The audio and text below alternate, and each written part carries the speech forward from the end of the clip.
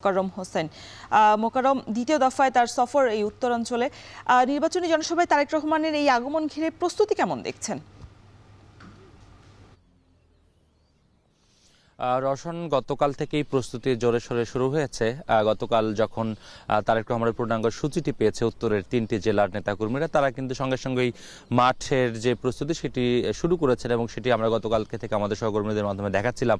তারেক রহমানের শেষ সময়ের এই নির্বাচনী প্রচার প্রচারণা ভোটের মাঠে বিএনপিকে কতটা আসলে সুবিধা দেবে সেটি এখন নেতাকর্মীদের কাছে খুব বেশি আলোচিত হচ্ছে। আজকে তিনি এই বিমানবন্দরে নামবেন সকাল 11টায়। আমরা দেখছি যে সৈয়দপুর বিমানবন্দরে ঢাকা থেকে সৈয়দপুর গামী দুটি ফ্লাইট রয়েছে। একটি ফ্লাইট সকাল 10:20 যেটি নভোয়ার, এবং 10:55 আরেকটি ফ্লাইট আমরা দেখতে পাচ্ছি যে ইউএস বাংলার।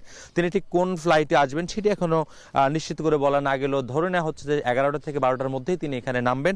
এরপরে তিনি এখান থেকে হেলিকপ্টার যোগে প্রথমে যাবেন ঠাকুরগাঁ। সেখানে বড় মাঠে যেটি আছে সেখানে তিনি বক্তব্য রাখবেন।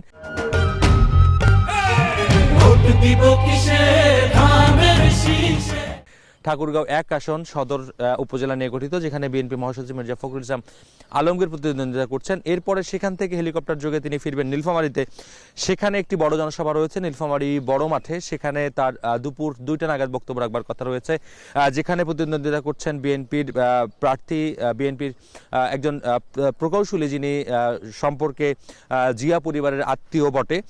তার নির্বাচনী জনসভা সহ নীলফামারীর যেই কয়েকটি আসন রয়েছে, 4টি আসন, সেই 4টি আসনের নেতাকর্মীদের সাথে তিনি কথা বলবেন এবং বক্তব্য রাখবেন। এরপরে দিনাজপুরে যাওয়ার কথা রয়েছে বিএনপি চেয়ারম্যান তারেক রহমানের। সেখানে দিনাজপুর 6 আসন, যেটি হিলি হাকিমপুর নিয়ে গঠিত, যেখানে বিএনপির প্রার্থী হিসেবে প্রতিদ্বন্দ্বিতা করছেন অধ্যাপক ডাক্তার এজিএম জাহিদ, যিনি বিএনপি চেয়ারপারসন প্রয়াত বেগম খালেদা জিয়ার ব্যক্তিগত চিকিৎসক ছিলেন। সেখানে বক্তব্য রেখে আবার বিকেলে এই সৈয়দপুর বিমানবন্দর থেকেই তারেক রহমান ঢাকায় ফিরে যাবেন। এই তার সূচির মধ্যে থেকেই বিএনপি নেতাকর্মীরা আসলে প্রস্তুতি নিচ্ছেন তাকে বরণ করবার জন্য। এখন এখানে আমরা 3 স্তরের নিরাপত্তা ব্যবস্থাও দেখতে পাচ্ছি ওনার আগমন ঘিরে।